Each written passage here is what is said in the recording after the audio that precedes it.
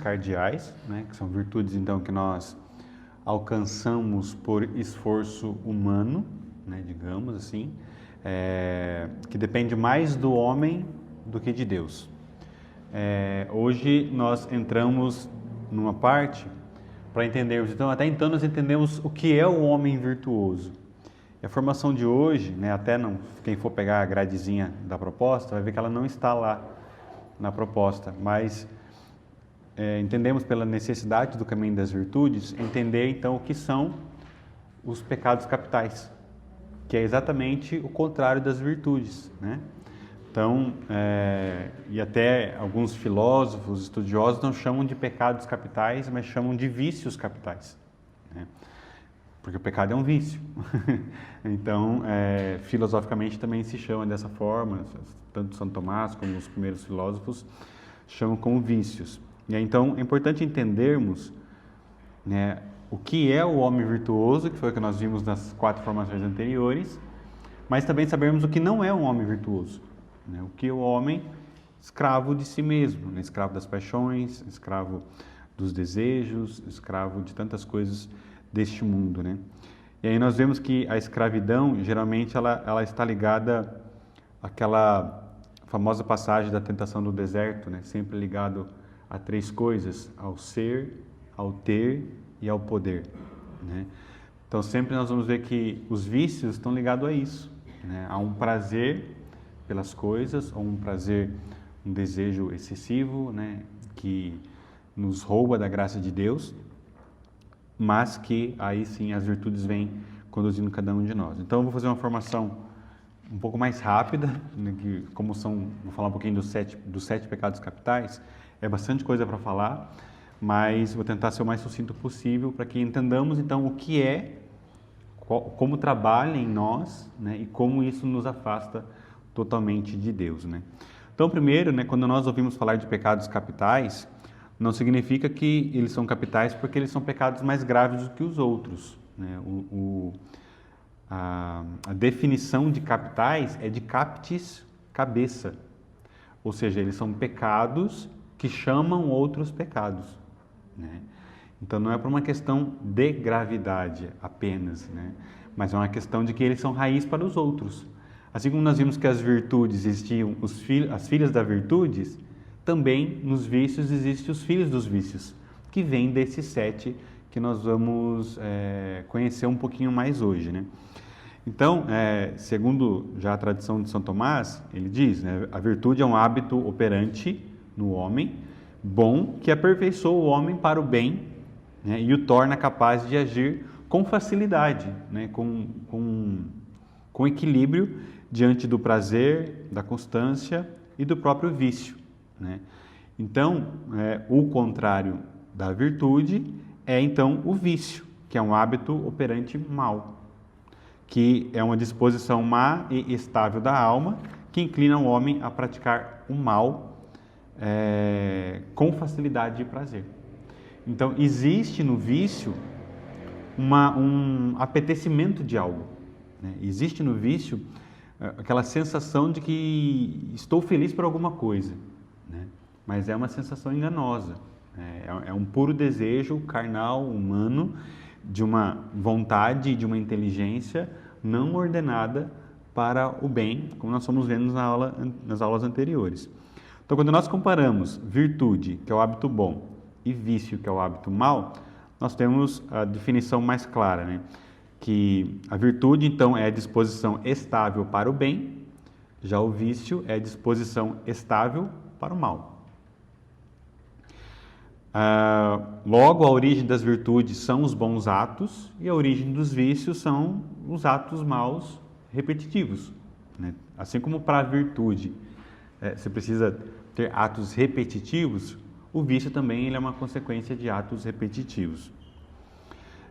E o efeito, né, da virtude é que ele traz para a alma uma liberdade e uma vontade íntegra, já o vício ele traz para a alma uma escravidão da vontade. Você praticamente não tem mais aquele autodomínio, né, se assim pudesse dizer, em relação às próprias vontades. Você se torna, você fica à deriva disso. É como um barco no alto mar sem um piloto, sem um motor que vai para onde a onda levar. Né? Isso somos nós diante dos vícios. Então, os 7 pecados capitais, portanto, são vícios porque apresentam essas inclinações direcionadas para o mal. Corrompem a potência da alma, razão, vontade, desejos, os apetites, tornando difícil e penoso para o indivíduo praticar o bem oposto. É por causa dos vícios, por exemplo, que Paulo vai dizer aquela passagem, né? Não faço o bem que quero, mas faço o mal que não quero. Às vezes, pelo próprio vício, pela escravidão, entre aspas, já se tornou natural para nós, acabamos fazendo mal, às vezes, sem ver, né? Sem perceber. Mas isso é uma consequência de atos anteriores, onde faltou ali o trabalho da inteligência e da vontade de forma ordenada. Então, no Catecismo, né, e também Santo Agostinho, trazem algumas definições para nós de pecado que amarram, então, com o entendimento dos pecados capitais. Né? Então, o pecado, ele é um ato específico. O Catecismo define o pecado como uma falta contra a razão, a verdade e a reta consciência. Então, quando que o pecado ele se denomina pecado? Quando ele tem essas 3 raízes: falta contra a razão, contra a verdade e contra a reta consciência. Logo, se uma pessoa não está consciente daquilo que ela fez, então o pecado, ele é pecado quando a pessoa tem consciência que aquilo é pecado. Então isso é bastante interessante.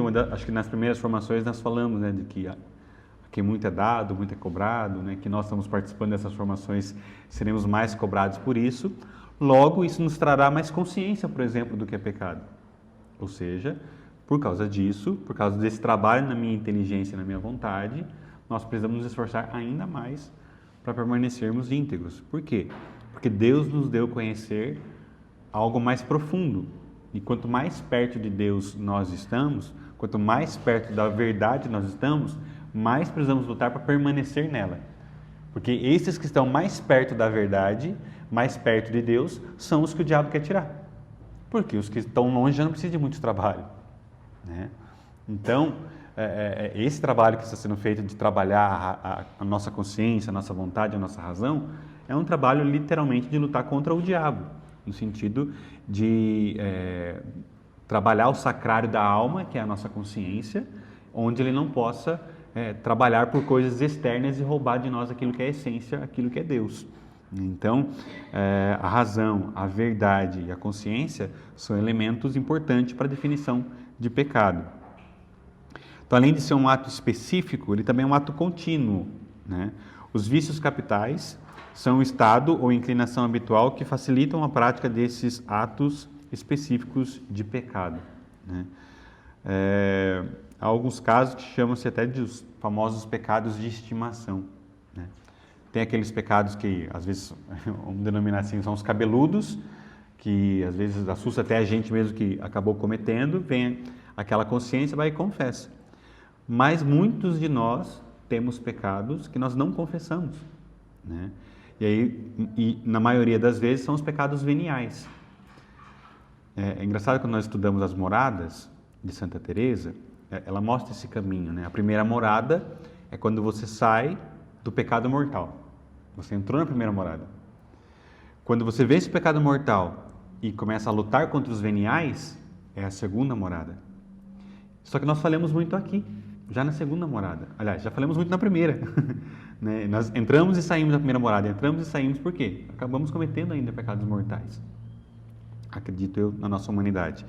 E aí, então, entramos na segunda morada, que é essa luta, então, contra os veniais, para que, de fato, eu possa me livrar desses vícios, porque os veniais são os que mais viciam. Então, uma sucessão de pecados veniais, de pecados leves, me levam ao pecado mortal, me levam ao vício, me levam à escravidão. E isso é bastante importante. Estou perguntando onde que estudei as moradas. Né? As moradas é um livro de Santa Teresa, o Castelo Interior. Vi algumas formações sobre ela, mas tem um livro que se chama Castelo Interior, de Santa Teresa de Jesus. E Santo Agostinho define, e essa para mim é a melhor definição de pecado para mim, né, que eu gosto de refletir, que ele fala que pecado é o amor de si mesmo até ao desprezo total de Deus. Quando que eu peco? É quando eu me amo tanto que eu deixo de amar Deus. Que por causa da minha vontade, do meu desejo, da minha de querer apetecer algo dentro de mim, eu esqueço que eu deveria amar Deus. Então, por me amar demais, ou seja, excesso, né, de amor próprio, e isso acaba desordenando o amor em nós. Então, o vício é a estrutura interna que consolida essa desordem no amor dentro de nós. Eu me amo tanto que eu deixo de amar Deus, e por isso eu peco, porque eu quero me dar prazer, né? Eu quero me dar regalias, né? Então, o termo capital, né, que eu estava dizendo, né, São Tomás traz para nós, não significa que são pecados mais graves, mas sim que são vícios cabeça, vícios raiz, que derivam, então, muitos outros pecados. Tem até um esqueminha bem interessante, que é até importante anotar, né, em relação ao vício capital. Nós vamos falar de cada um deles, mas se não der tempo, já der para guardar essa tabelinha aqui, já aprofundamos bastante. Então, por exemplo, no vício da soberba, né, ou orgulho, né, o fim desejado, né, é uma excelência desordenada. O orgulhoso é aquele que quer ser ou se mostrar o melhor, não, o máximo, né? Então é a excelência desordenada. Já a virtude oposta, né, ou seja, qual virtude eu preciso trabalhar para vencer o orgulho? Preciso trabalhar a humildade, a justiça e a temperança. Então, se eu não quero ser orgulhoso, preciso trabalhar humildade, justiça e temperança. Quando falamos da avareza, estamos falando de alguém que tem a posse desordenada de bens temporais, dos bens criados, como nós falamos em uma das formações. Então, o avarento é aquele que deseja ter coisas. E qual virtude que me faz lutar contra a avareza?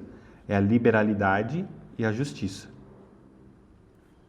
Depois vem a luxúria, que é o prazer sexual desordenado. E o que nos faz vencer a luxúria? É a virtude da castidade, que é uma filha da temperança. A inveja, que é a tristeza pelo bem alheio, né? Então, quando que a inveja ela é inveja, né? Quando eu vejo o bem de alguém, aquilo me entristece porque não é meu, né? E aí, a virtude que vence a inveja é a própria caridade, o amor. A gula é o prazer desordenado da comida e bebida. E aí nós vencemos a gula pela virtude da abstinência e sobriedade, que também são filhas da temperança. O outro vício capital, ou pecado capital, é a ira, que é o desejo desordenado de vingança ou reação. E aí se vence a ira pela mansidão e pela paciência, que são filhas da fortaleza. Só um minutinho que caiu a formação aqui no grupo.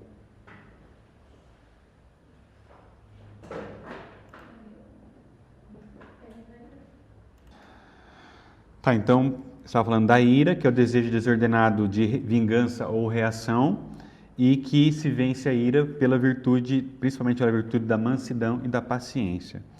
E por fim, a preguiça, ou assédia, que é a tristeza ou a aversão ao bem espiritual, se vence pela diligência ou zelo. Tá? Então, essa tabelinha é bem interessante porque ela nos ensina e nos leva então a trabalhar as virtudes para vencer a cabeça, né? Como se fosse um dragão de 7 cabeças que você precisa ir decapitando ele aos poucos, né? Então, cada virtude vai cortando a cabeça de um desses dragões. Na hora que caiu, eu perdi o que é da inveja. Inveja. Da inveja, qual é? Tá, inveja é a tristeza pelo bem alheio. E aí se vence pela caridade, virtude da caridade. Vou repetir os outros caso tenha travado, tá? A gula é o prazer desordenado pela comida e bebida.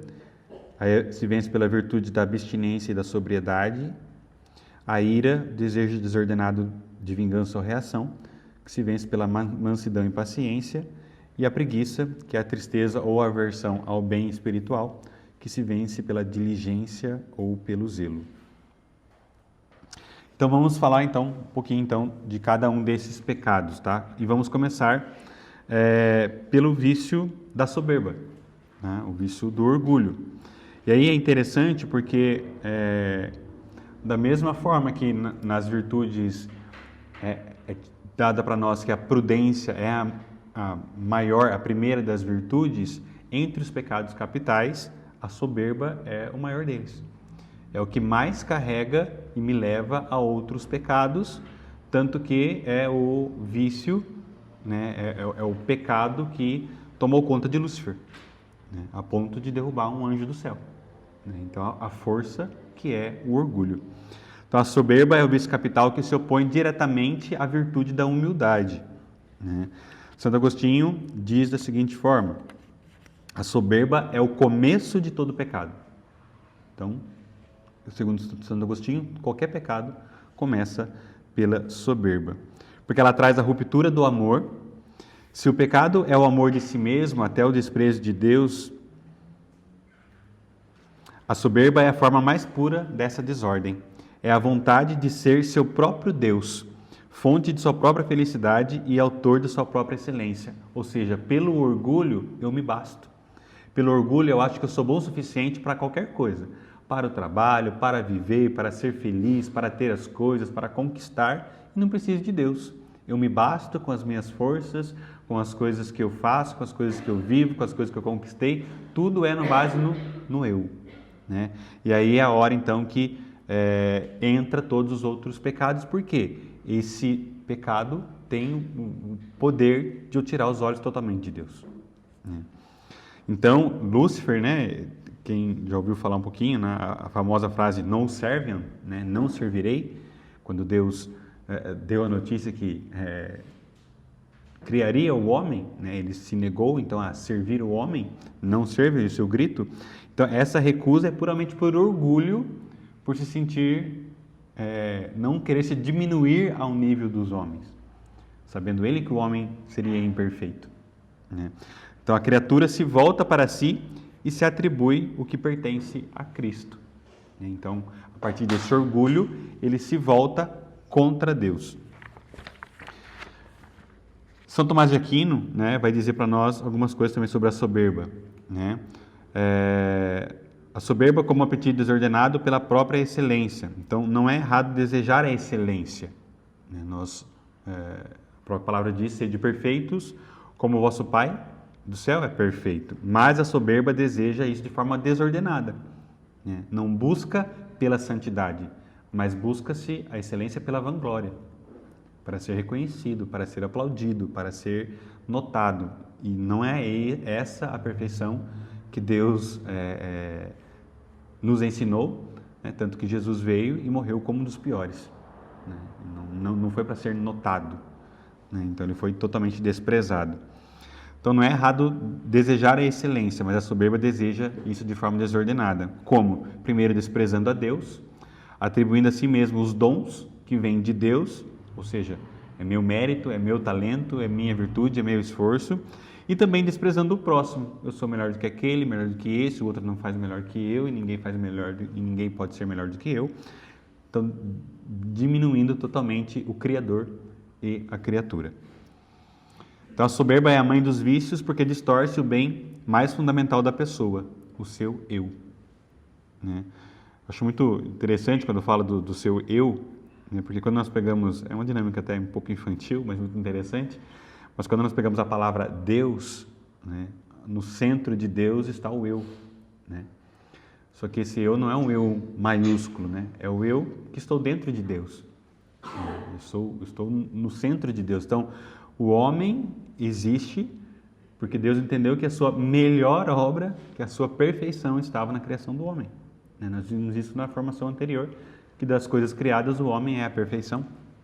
E não é à toa que em Deus o homem está no centro. né, da vontade, do amor, do desejo de Deus de dar a salvação.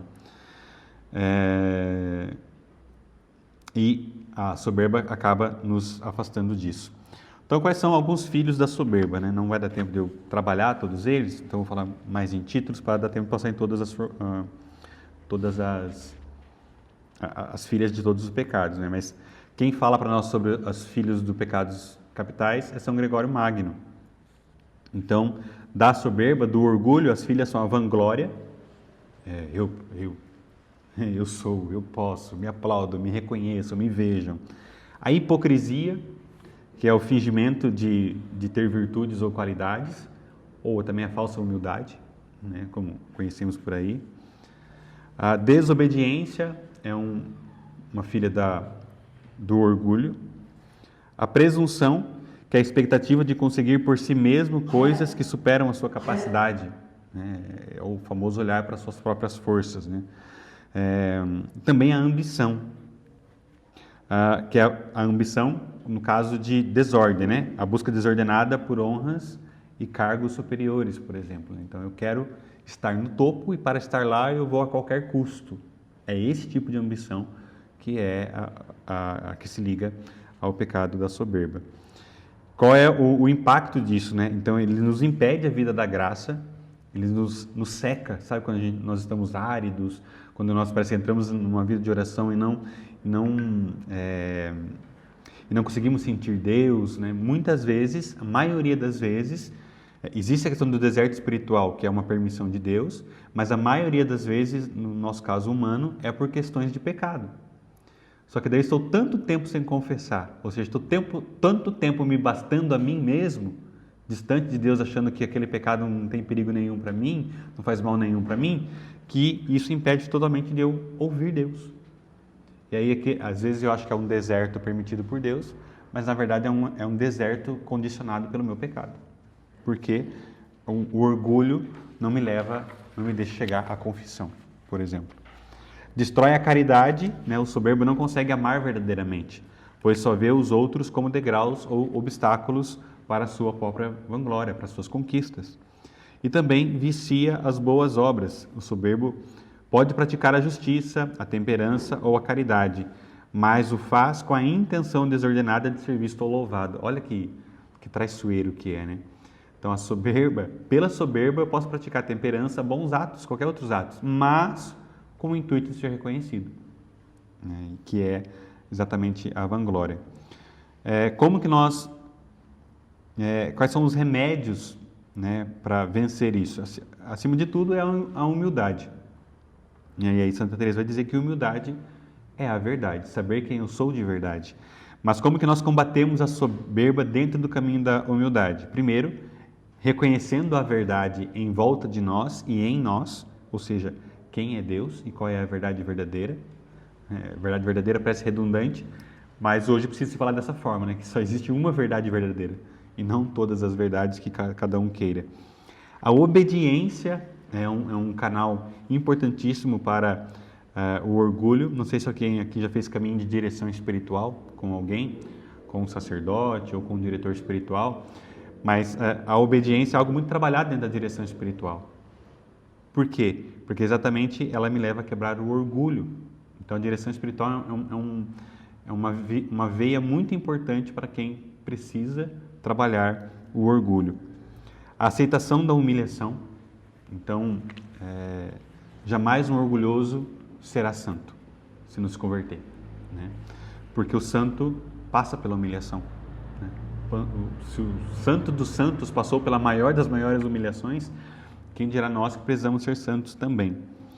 Fugir da vanglória, né? Não fazer as coisas para ser reconhecido, para ter aplausos, para ter palco.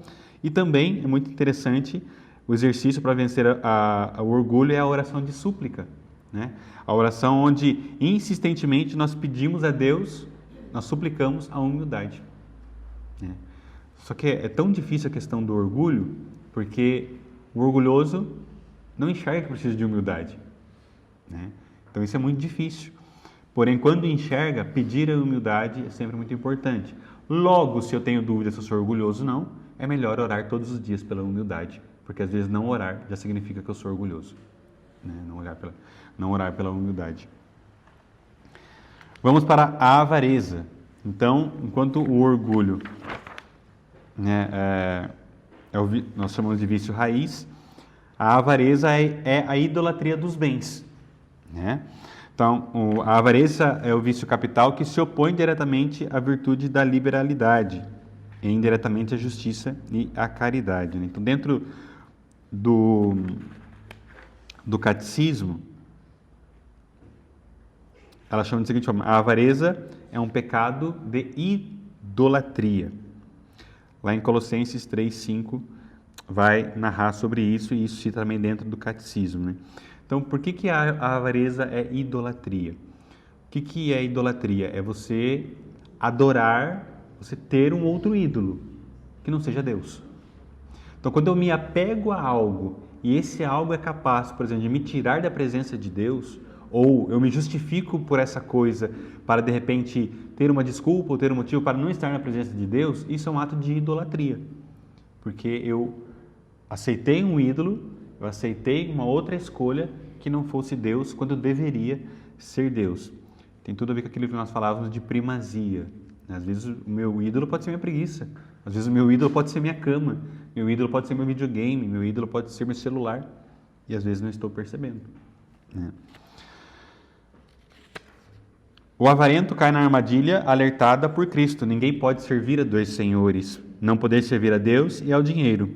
Ao colocar o dinheiro ou a posse como fim último, ele o transforma em um Deus, né? Então, não é o dinheiro porque é o dinheiro, mas é quando o dinheiro ou qualquer outra coisa, dinheiro, a minha casa,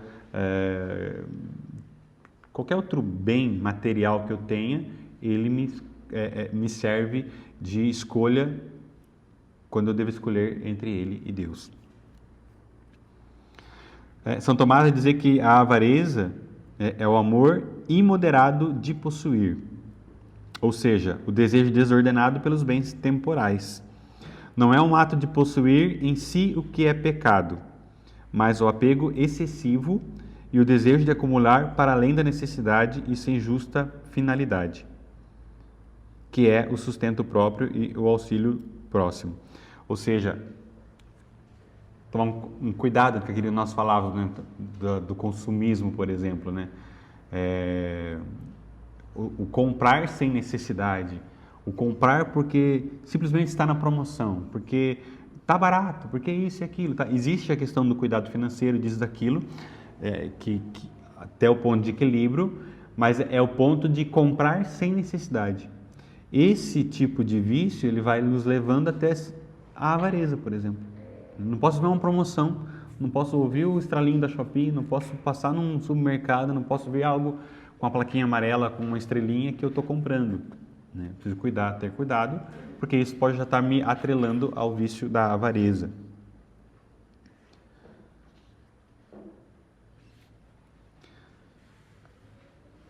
Então, a avareza, ela pode ser tanto quanto ligada à aquisição, que tem a ver com a ganância, que é o desejo de obter bens por meios ilícitos ou desonestos.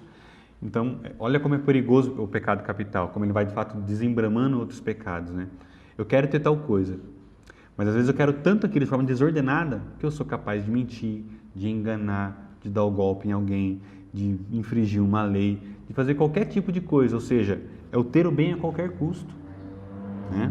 E também, tanto quanto a aquisição, mas também quanto a retenção, a mesquinhez. Então, você querer a qualquer custo, estamos falando de filho da ganância, que é o filho da pobreza, o filho da avareza, mas também reter e não dividir tem a ver com avareza. Quando eu era pequeno, né, morava mais no sítio, né, em Capão Bonito, falava muito, você é muito cainho. Não sei de onde vem essa expressão, né, mas o cainho é o mitro, você não divide, você quer lá esconder para você, esconde embaixo do braço e não dá para o outro, né? Então, isso tem a ver com a avareza, porque você está retendo algo que você deveria dividir com o próximo. Então, a avareza não é a falta de dinheiro, mas a atitude de coração que faz com o dinheiro o seu tesouro, privando a si mesmo e aos outros dos bens que os permitiriam crescer, né? Então, Então, interessante um exemplo, negligência até mesmo o cuidado de si para não gastar. O que ele quer dizer aqui, por exemplo? Tem a ver com a mesquinhez. Não sei se o exemplo é bom, mas, por exemplo, tem que ter leite. Vamos supor que tem uma criança em casa e precisa comprar leite, né? E aí eu não vou comprar leite, né? Porque dá para a criança sobreviver com água ou qualquer outra coisa, e compro o cigarro, por exemplo, né? Porque está amarrado ao meu prazer. Isso também está ligado à avareza. Então, quando você direciona o gasto para aquilo que não é essencial, também pode estar se tornando questão da avareza. Eu não vou gastar com isso, mas vou gastar com aquilo. Às vezes tem dinheiro guardado, mas está faltando comida na casa, está faltando isso, faltando aquilo. Estamos ligados ao pecado da avareza. As filhas da avareza: a dureza de coração, que é a insensibilidade e recusa em socorrer os necessitados, que é você não dar esmola, você não dar o dízimo, você não dar, né? E aí é muito interessante, porque é engraçado, né? Não sei como as orações dos dízimos, elas eram padrões entre dioceses, né? Mas na diocese de Itapetininga, que é de onde eu vim, falava do dízimo, e uma parte falava assim: não é uma esmola, porque não sois mendigo, não é o resto que me sobra que eu te ofereço, né? Quando eu dou o resto, quando eu dou o que sobra, não veja que isso não é o amor na plenitude, né? Então, o que está falando aqui? Você, de fato, retrair, guardar e deixar faltar, de repente, para alguém que necessita. A traição: entregar algo ou alguém, né, especialmente um amigo ou um superior, por dinheiro ou ganho pessoal, né, que é o famoso passar por cima, sei lá, recompensa para entregar alguém, dedurar alguém, contar o segredo de alguém, né, coisas desse tipo. E aí, essa traição, ele dá o exemplo aqui da traição de Judas, que por causa de dinheiro entregou e traiu Jesus, né, por 30 moedas de prata. A fraude, que é enganar o próximo em transações ou contratos para obter lucro indevido, que é o vício contra a justiça comutativa. Também é filha da avareza a mentira, que é usar da falsidade, engano ou dissimulação para obter bens ou perdas. Isso aqui é interessante, porque a mentira, geralmente, ela sempre está relacionada a um bem pessoal, né? E quando eu faço isso pensando no meu bem, eu menti para me safar de algo, é filha da avareza. Eu mesmo imaginava que fosse filha de qualquer outra coisa, mas não da avareza. Por quê? O apego nesse momento é eu com meu bem-estar, né? Aí, por causa do meu bem-estar, eu faço qualquer coisa. Mentir, enganar, dissimular, qualquer coisa. E é até uma questão que precisa tomar cuidado, né? Que às vezes crianças, muito cedo, por exemplo, dissimulam dores, né? Dissimulam que está doendo isso, está doendo aquilo, para não querer fazer tal coisa. E vai aprendendo com outras pessoas de que, por exemplo, quando você está com dor de alguma coisa, você precisa fazer tal coisa, não precisa ir para a escola, não precisa fazer isso e aquilo. Só que isso pode virar um vício perigoso, né? E temos que tomar cuidado. O perjúrio, que é jurar falsamente por Deus para confirmar uma mentira e obter um ganho material. Quem nunca ouviu, né, que é proibido jurar em vão, né? Jurar em falso, alguns falam, né?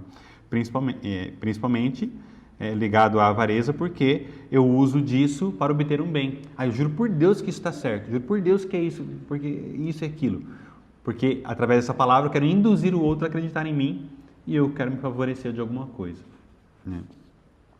A violência: usar de força física ou abuso de poder para reter os bens alheios. Isso também é um ponto que a gente precisa tomar bastante cuidado, porque às vezes, a maioria dos casos não é consciência, digamos assim, da criança, mas são atos quase que instintivos da criança. Por exemplo, tem um brinquedo, alguém vem e pega o brinquedo, a criança já vai para cima, às vezes gruda no pescoço, no cabelo, gruda, morde e tal, aquilo. Essa violência por causa do bem, né? Por causa da coisa, ela está ligada à avareza. E a inquietude, que é o desassossego constante da mente, sempre ansiosa com a possibilidade de perder o que tem ou por não ter o que deseja, né? Puxa, eu queria um computador novo. E aquilo me dá uma ansiedade. Eu penso todo dia nesse computador, né? Eu olho tantas vezes na internet, eu quero aquilo, e eu olho para aquilo, eu penso aquilo o tempo todo, né? A ponto de me desfocar das coisas essenciais do dia a dia. Família, casa, estudo, trabalho. Opa, a avareza está trabalhando aqui porque eu estou obstinado por um bem, né? Então isso é muito, muito curioso também ao mesmo tempo, né? Então a avareza rouba a paz e a confiança em Deus. Remédios contra a avareza: a esmola e a caridade, a meditação, né, da palavra, a meditação, aqui, na verdade, até coloca a meditação da morte. De que forma? Lembrar de que não podemos levar nada conosco.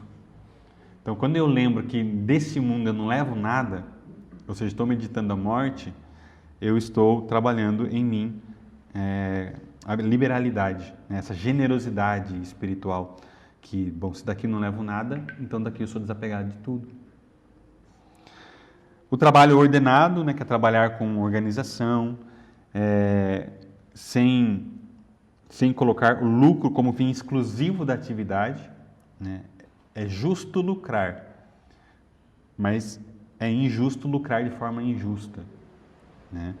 Buscando o bem comum, desde que isso não lese alguém. Então, esse foi o segundo pecado. Eu vou ter que correr um pouquinho mais, que foi o da idolatria, né? Ligado aos bens. O terceiro é a inveja, que é a tristeza pelo bem alheio, né? Então, é o vício que consiste na tristeza ou desgosto pela felicidade ou pelo bem que o nosso próximo possui, vendo esse bem com uma diminuição própria da glória ou da excelência. É o famoso fulano comprou um carro, mas também, né? Com o pai rico, com a mãe rica, ganha mesmo, compra mesmo. O que eu estou fazendo aqui? Estou diminuindo o mérito daquela pessoa, mas por uma tristeza, porque o carro não é meu, porque o bem não é meu, né?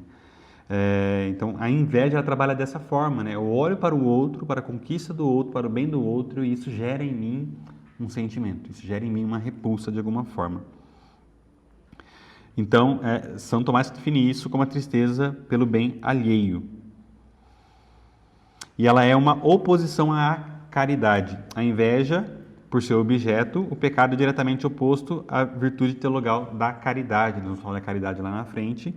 Então, logo, a caridade, que é um amor livre, a inveja é um amor que me prende ao bem, a qualquer custo. A caridade, ela se alegra com o bem do amigo, né? Ela vem o bem do outro e consegue se alegrar com o outro. Já a inveja se entristece mesmo sendo amigo, né? E, às vezes, mesmo sendo amigo, alguém tão próximo de mim, é possível estar pautado na tristeza, aquela dorzinha, aquela famosinha dor de cotovelo, pelo bem que o outro conseguiu, né? E olha que interessante, a inveja, ela tem uma origem forte do orgulho, né? A inveja nasce do orgulho, pois o invejoso não suporta ser superado ou igualado por outro, especialmente por aqueles que consideram esse orgulhoso que aquele que é inferior do que a mim conseguiu algo igual a mim. Então esse sentimento tem ligação com isso. Foi pela inveja, né, também, que o demônio, por inveja do demônio, que a morte entrou no mundo. Então, Santo Agostinho chamava a inveja o pecado diabólico por excelência, porque o demônio, por inveja do bem que Deus concedeu ao homem, que é a graça, a imortalidade e o paraíso, o tentou para que caísse, introduzindo assim o pecado e a morte. Então, lá começou pelo orgulho, que foi trabalhando a inveja, que foi trabalhando em Lúcifer, e assim trabalhou também em 1/3 dos anjos que estavam no céu, que vieram com Lúcifer. A inveja é um vício destrutivo que devora o próprio invejoso. Interessante isso, né? É o caruncho da alma, chama aqui Santo Tomás. É o caruncho da alma. Ele está por dentro, vai corroendo, corroendo, corroendo. Né? Eu estou tão preocupado com o bem do outro que eu não vejo o mal que aquela inveja está me fazendo, está me corroendo por dentro. As filhas da inveja.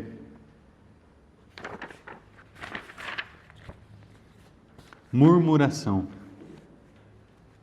Fofoca maliciosa, o esforço secreto para denegrir ou diminuir a reputação de alguém e a glória do próximo por meio de palavras. Né? Então, aquela fofoquinha, né? Fulano, você viu que fulano fez isso, aquilo, não sei o que e tal. O que eu estou fazendo aqui? No fundo, existe uma inveja que quer diminuir aquela pessoa que é objeto da minha fofoca. Né? Qual que é o objetivo da fofoca? É matar alguém interiormente. Né? Essa pessoa já está morta no seu interior. E você ainda quer matar. Nós queremos ainda matar no interior do outro. E também esse esforço então, por denegrir ou diminuir a pessoa e a glória que ela tenha. Né? A calúnia, que é a difamação aberta ou a ação de tirar a honra do próximo por prazer, por maldade, por acusações falsas. O ódio tem ligação com a inveja, que é o sentimento final e mais grave. Como a inveja é a tristeza causada pelo bem do outro, essa tristeza, quando cultivada, se transforma em aversão e desejo pelo mal do próximo. Ou seja, quando a inveja toma conta de nós, onde assim, com toda a sua potência, eu sou capaz, pelo ódio, de não ter aquilo, de tão desordenado que é, de fazer um mal para aquela outra pessoa, para que ela não tenha mais direito àquele bem. É o famoso... a gente vê, isso é muito comum em brigas de casais, por exemplo, né? Quando aparece o tal do amante na história, né? Se não vai ser minha, não vai ser de ninguém. Né? Vai e mata, por exemplo. Né? É uma questão que vai trabalhando de uma forma tão absurda, ganha uma potência tão forte, a ponto de fazer atrocidades. Né? E às vezes nem é que é amante, mas às vezes apenas suspeitou. E vai e mata do mesmo jeito. Né? Então isso tem desdobramentos muito perigosos. Filha da inveja também é a alegria com a adversidade, que é o famoso pimenta nos olhos dos outros é refresco. Né? Eu me alegro com o mal do outro. Eu me alegro com a tragédia do outro. Viu? Bem feito. A famosa praguinha que nós jogamos um dia e ela aconteceu. O que é isso? Filho da inveja. E o desgosto com a prosperidade, sentir-se abatido, frustrado ou triste quando o invejado alcança sucesso ou prosperidade. Então aí eu, de fato, olho para aquele bem, olho para aquilo que ele ganhou e eu me desespero, me angustio, porque não foi para mim. Remédios contra a inveja. A caridade, acima de tudo, que é a maior das virtudes. Também a humildade, de entender de que se não é meu, está tudo bem. Abandono à providência divina. Né? Então, confiar que Deus distribui os seus dons, os seus talentos conforme a vontade dEle. Entender de que aquilo que eu tenho é dom de Deus, que aquilo que eu consigo construir é dom de Deus. Então, trabalhar em missões, né? Doar a vida, fazer trabalhos voluntários, são situações que vai trabalhando em nós esse abandono à providência divina. Pecado da ira, que é o desejo desordenado pela vingança. Né? A ira, ou também conhecida como cólera, é o vício capital que consiste no desejo desordenado e excessivo de punir ou de aplicar vingança contra alguém que causou um mal real ou percebido, manifestando como uma paixão violenta e descontrolada. Então, a ira está totalmente ligada a um desejo de vingança, que é o contrário da justiça. Né? Por que vingança nunca pode ser comparado com justiça? Né? Nós vimos que a virtude de justiça só pode ser virtude quando ela não está ligada a mim mesmo. Justiça só é justiça quando me liga ao outro e me liga a Deus. Quanto ao direito do outro e ao direito de Deus. Se eu estou preocupado com o meu próprio direito, não estou falando de justiça. E aí é a hora que entra a vingança. Às vezes, por eu achar que o meu direito é tão grande, eu vou me vingar do outro porque eu fui injustiçado. Ou seja, não houve justiça aqui. Né? O que houve foi um ato da ira totalmente descontrolada.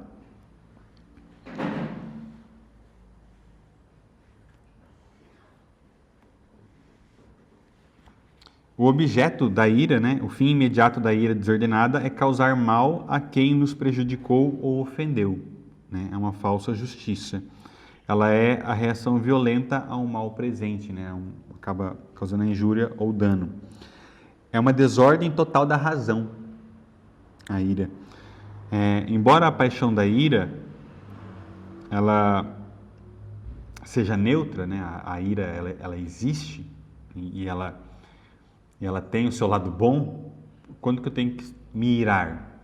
Eu tenho que me irar diante do pecado. Eu preciso odiar o pecado. Preciso me enfurecer diante do pecado, a ponto de não cometer mais. Né? Tanto que em alguns trechos, principalmente do Antigo Testamento, vai falar da ira de Deus. Né? Então, ela é neutra. Então, se ela estar acima do necessário, ela acaba se tornando vício. E aí acaba cedendo ao impulso de punir de forma desordenada alguém. Existe a ira justa, né, que é a santa indignação, que eu estava falando aqui, que é a indignação que se opõe ao mal. Né? Então, isso São Tomás vai dizer para nós, existe a ira justa, a santa indignação, que é aquilo que, e aí vai dizer lá em Efésios 4:26, irai-vos, mas não pequeis. Né? Tenha o sentimento, tenha a repulsa pelas coisas más, né? Mas não transforme isso em pecado. Essa mesma ira é a ira de Jesus entrando lá no templo, enfurecido com aqueles que estavam banalizando o templo, comercializando dentro do templo. Essa é a ira santa. Lá Jesus não machucou ninguém, Jesus não feriu ninguém, mas era o zelo pela casa que o consumia. Então, o que ele fez? Ele ordenou aquele lugar novamente. E existe a ira pecaminosa, que é a que se manifesta então com desejo de vingança pessoal ou desejo de mal para o próximo. Todo aquele que se encolerizar contra o seu irmão será réu em juízo. Isso é Mateus 5:22. Ou seja, quando eu me irar, eu me vingar de alguém, eu serei réu no juízo eterno. Diz a palavra.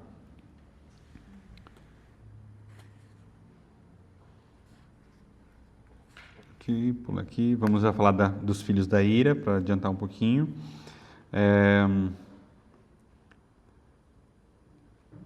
Essa palavrinha que eu nem conhecia chama tumefação. Que coisa, né?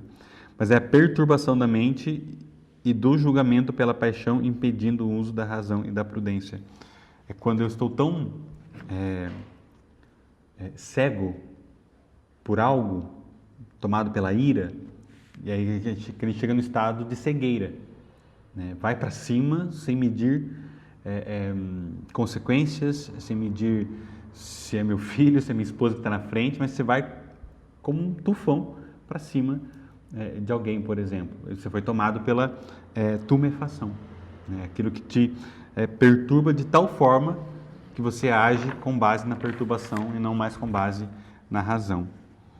A indignação ou o rancor são filhas da ira, que é a mágoa, o ressentimento prolongado contra o ofensor, que é o famoso guardar, né, aquele ódio, né, aquele desejo de vingança. Uma vez eu ouvi no grupo de oração um pregador dizer que odiar alguém, desejar o mal de alguém, é a mesma coisa que tomar um copo de veneno e esperar que o outro morra. Né? Tamanho é o mal que a ira faz. Você só faz mal a si mesmo.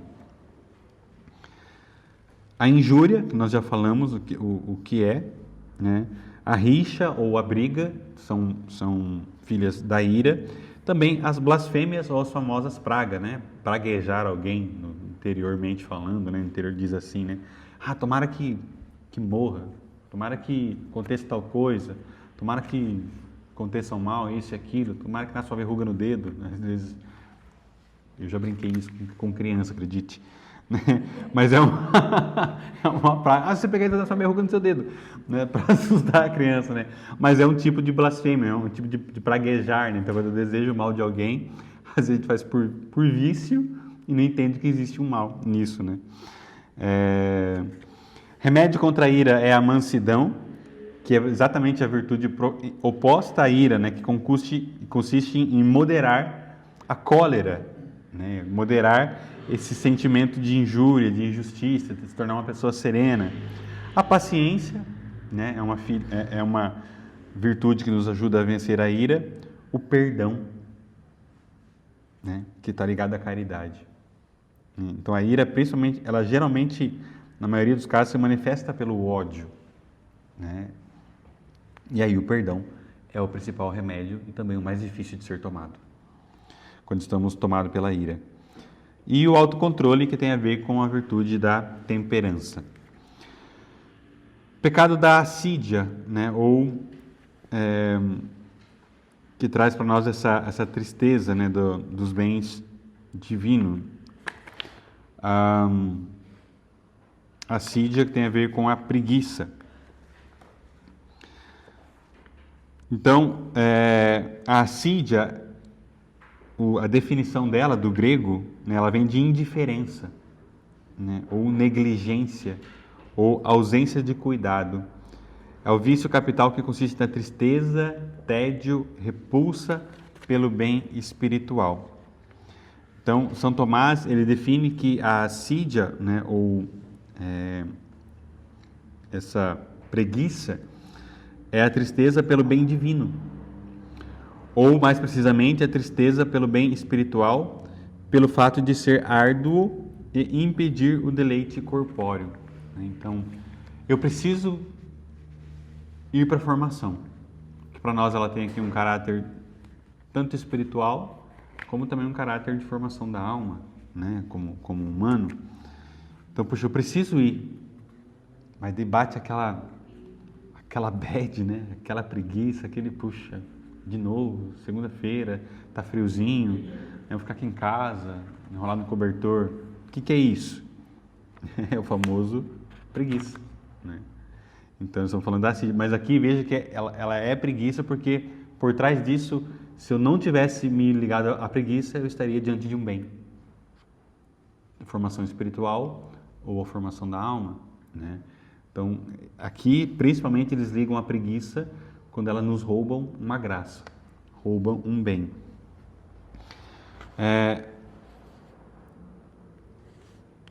A preguiça, ela é considerada especialmente grave porque é um pecado contra o primeiro e maior dos mandamentos, que é amar a Deus, né? Então, a gravidade maior, né, do pecado da preguiça é que ela nos impede de amar a Deus com toda a nossa força. É engraçado que quando se resume os mandamentos em dois, né, vai falar, né, amar a Deus com toda a tua força, com toda a tua alma, com todo o teu entendimento, e o próximo como a ti mesmo.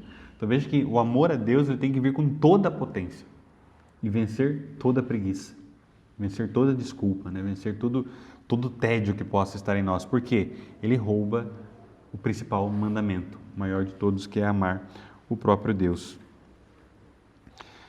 As filhas da preguiça são, então,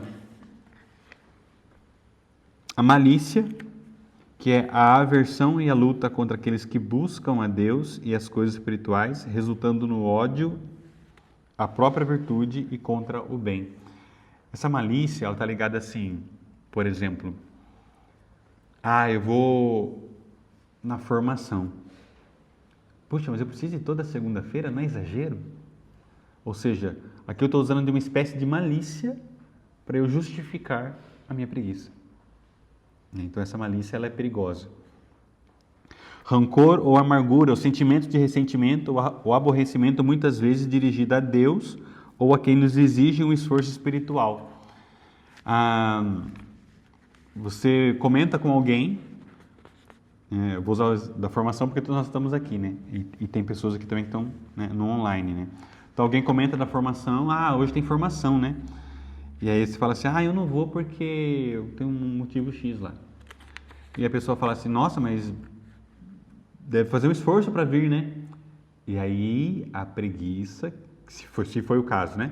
Aquela preguiça que me fez justificar, que me fez usar da malícia, fez justificar, agora brota uma ira contra aquela pessoa que me corrigiu, que me disse que eu deveria me esforçar para buscar um bem, eu acabo me enfurecendo com aquela pessoa, eu acabo arrumando uma desculpa ainda maior, e isso é se eu não xingar aquela pessoa que falou comigo. Então veja o trabalho que os pecados capitais vão fazendo dentro de nós. De fato, um vai puxando um outro, né? É um novelo de lã sem fim. Torpor da mente, a incapacidade de perceber ou refletir sobre as coisas espirituais. Aquela inércia, né? Eu estou ouvindo a palavra de Deus, mas eu não estou aqui. O corpo está longe, né? Então, ou seja, a mente não consegue mais absorver. Tem a ver com a preguiça. O desespero, a perda de esperança na salvação ou no perdão de Deus, né? Tem a ver com a preguiça. Por quê? A esperança ela exige de mim um esforço. Um esforço de acreditar, de caminhar, de continuar, de levantar, de insistir.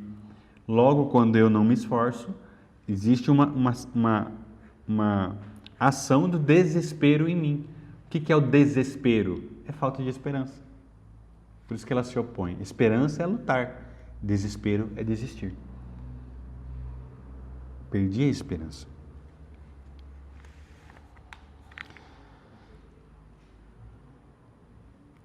Remédios contra a preguiça,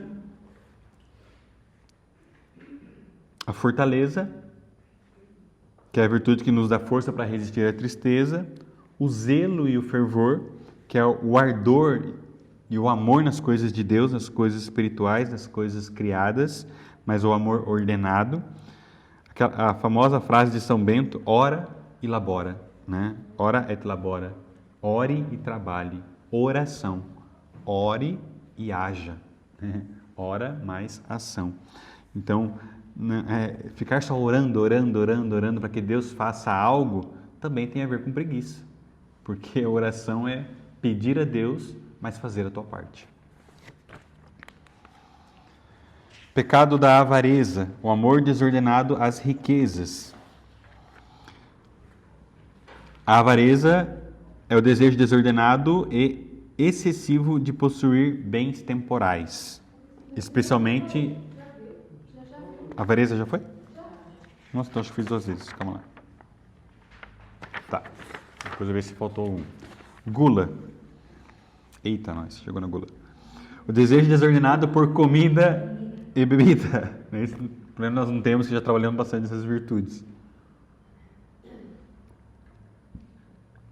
A gula é o desejo imoderado, irracional e excessivo por prazeres da comida e da bebida.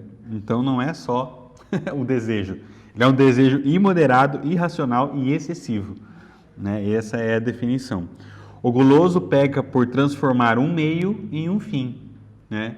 Não é eu como para viver, eu vivo para comer, né? Que é o que falamos na formação anterior. Busca-se então na alimentação um fim em si mesmo, buscando a satisfação sensual acima da razão e da saúde da alma e do corpo. Então o pecado da gula ele está ligado totalmente ao pecado da luxúria, né? Então o comilão, o beberrão, tende a ser um luxurioso, um depravado sexualmente também.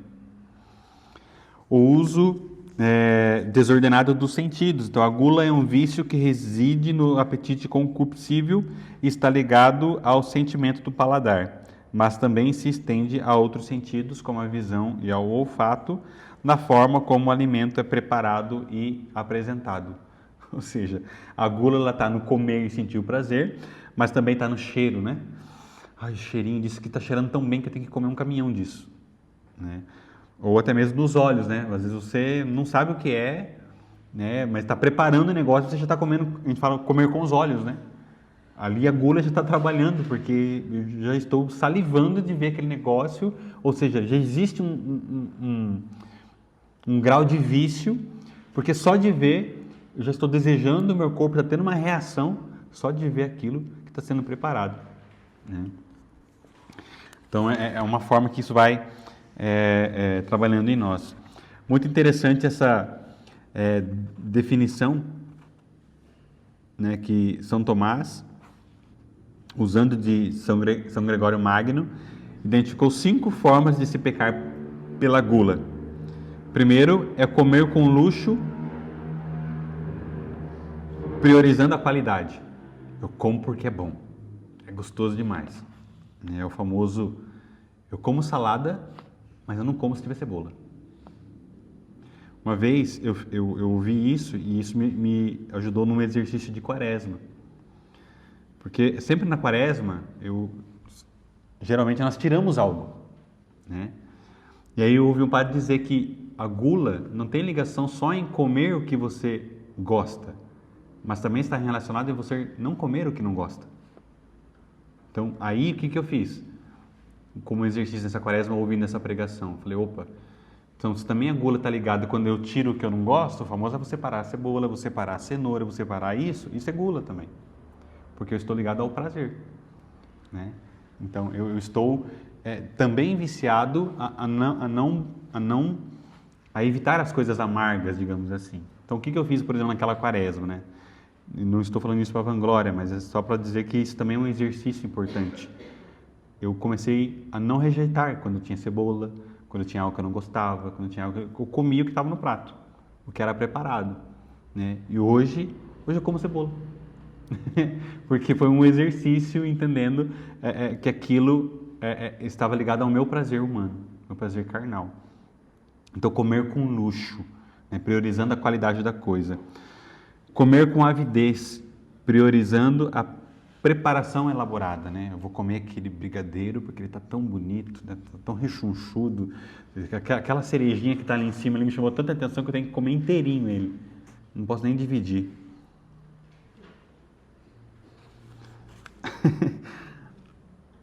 O professor falou aqui, trabalhar no colégio é um exercício contra a gula. Porque todo dia tem algo em cima da mesa, né? Entendo. Comer em excesso, priorizando a quantidade. Comer apressadamente, antecipando a hora de vida. Eita, tô atrasado, vou comer rapidez, vou comer, eu vou mastigando no meio do caminho. Isso também é gula, né? Porque poderia deixar de comer, ao invés de sair comendo feito um glutão, um louco. Comer com demasiado ardor ou fervor. É o famoso comer espumando a boca, né? Nossa, que delícia isso que eu tô comendo. E vai e come desesperadamente, né? Então, é engraçado, interessante essas 5 formas que eles definem, né? A gula. Comer priorizando a qualidade, comer priorizando a aparência, comer priorizando a quantidade, antecipando a hora de vida, que é comer com pressa, ou comer deleitando-se excessivamente por aquilo. Filhas da gula, né? O torpor da mente, que nós já falamos anteriormente, que é o excesso, né, que torna o corpo pesado. Então, por isso que é muito difícil, por exemplo, nós rezarmos depois que comemos. O corpo parece que fica incapacitado de qualquer coisa depois que come, né? Por isso que é importante ter essa ordem na alimentação. O desejo de se divertir de forma tola e imoderada. A mente despojada da seriedade pelas comilanças se entrega a gracejos inapropriados, piadas grosseiras e comportamentos de palhaço, perdendo a dignidade. O que ele está dizendo, né? O vício da gula me faz facilmente cair nas malícias do mundo, porque ele me dá a desordem do prazer.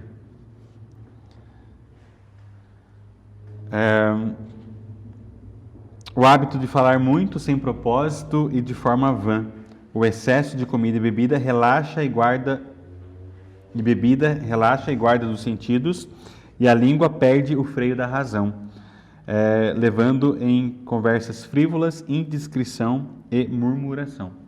Ele liga o pecado da gula ao falar excessivamente, falar fora de hora, por exemplo, né? Porque, mais uma vez, está ligado ao controle, ao prazer de estar sendo notado, de ser conhecido, de ser notado de alguma forma. Então fala e às vezes fala sem ter direção nenhuma, né? Essa pessoa pode ser uma pessoa gulosa. Aí não é a gula em si, mas falando consequências da gula, né? Remédio contra a gula, o principal deles é a temperança, a sobriedade, a moderação, e um forte remédio contra a gula é o jejum, a abstinência, tá? Sei que eu estou correndo bastante. Da luxúria eu não falei ainda, né? Eu acho que é o último aqui. Deixa eu ver se é o último. A luxúria é o último. A luxúria, que é o desejo sexual desordenado, tá? É o desejo desordenado e imoderado pelo prazer sexual. O luxurioso busca o prazer venéreo fora dos limites da razão. É o prazer pelo prazer, da moralidade e das finalidades do ato sexual, conforme estabelecido pela lei divina. Ou seja, quando que se torna luxúria? É quando o sexo existe apenas para deleite próprio e não mais busca a origem, a essência que é a criação. Então, quando que o ato sexual é correto? Dentro do matrimônio e orientado para a procriação e união dos cônjuges, né? Então, logo, fora do casamento, é luxúria. Logo, se o ato não tem fim de procriação, está ligado à luxúria, né? E aí está o sexo desenfreado, o sexo fora do casamento, né? O contraceptivo, camisinha, anticoncepcionais, DIU, isso e aquilo. Isso está me ligando ao pecado da luxúria, porque eu estou roubando o bem do ato sexual. Como todos os pecados capitais, a luxúria é um desvio e não condena o prazer sexual em si, né? Que dentre o matrimônio é um bem, né? Então, o prazer ele foi dado ao homem para que o homem e a mulher se desejem naturalmente com o fim de procriar, né? De popular o céu, mas não de buscar a autossatisfação. Então,